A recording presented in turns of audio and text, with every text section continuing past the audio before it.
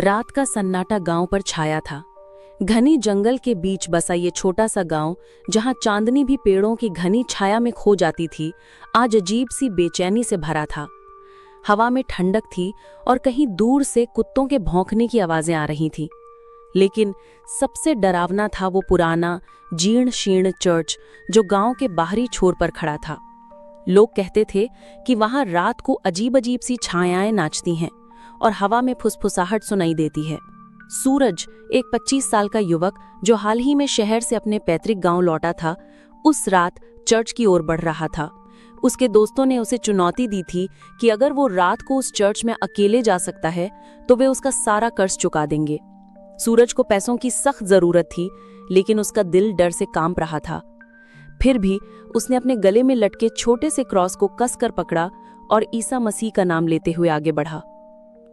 Church का दरवाजा खुला था, जैसे कोई उसका इंतजार कर रहा हो। लकड़ी का पुराना दरवाजा चरमराया और जैसे ही सूरज ने अंदर कदम रखा, ठंडी हवा ने उसे जकड़ लिया। चर्च के भीतर अंधेरा इतना गहरा था कि उसकी टॉर्च की रोशनी भी कमजोर पड़ रही थी। दीवारों पर पड़ी मकड़ियों के जालों और टूटी फूटी मूर्तियों के बीच उसे लगा जैसे कोई उसकी हर हरकत पर नजर रख रहा है। यीशु, मेरी रक्षा कर, उसने धीमी आवाज में प्रार्थना की। उसका क्रॉस अब भी उसके सीने से लटक रहा था और उसे थोड़ा सुकून दे रहा था। लेकिन तभी उसे एक फुसफुसाहट सुनाई दी। सूरज। आवाज इतनी ठंडी थी कि उसकी रीढ़ में सिहरन दौड़ गई। उसने इधर उधर देखा, लेकिन कोई नहीं था। टॉर्च की रोशनी में केवल धूल और टूटी बेंचें दिख रही थी। वो आगे बढ़ा और अचानक उसे एक काली छाया दिखी जो दीवार के साथ साथ सरक रही थी।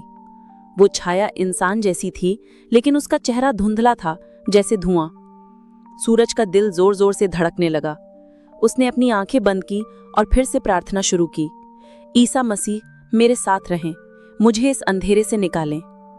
जब उसने आंखें खोली तो छाया गायब थी, लेकिन अब हवा में एक भारीपन था।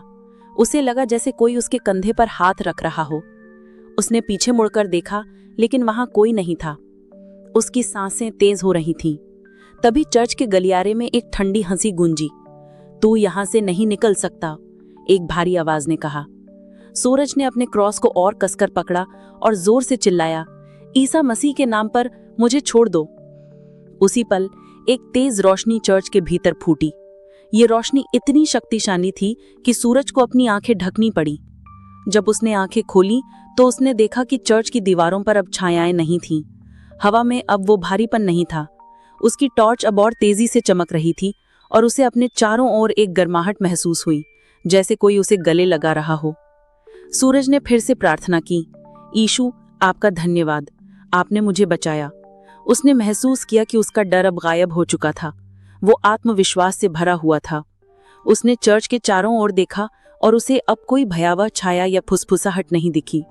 वो बाहर निकला और चांदनी अब पहले से ज्यादा चमक रही थी। जब वो गांव वापस पहुंचा तो उसके दोस्त हैरान थे। तू सचमुच गया था? उन्होंने पूछा। सूरज ने मुस्कुराते हुए कहा, हाँ, और मैं अकेला नहीं था, यीशु मेरे साथ थे। उस रात के बाद सूरज ने कभी डर को अपने ऊपर हावी नहीं होने दिया। उसने सीख लिया था कि चाहे कितना भी अंधेरा हो, ईसा मसीह पर विश्वास उसे हमेशा प्रकाश की ओर ले जाएगा। केवल ERIFATE.TV पर ऐसी और भी रोमांचक आध्यात्मिक कहानियों के लिए सब्सक्राइब करें।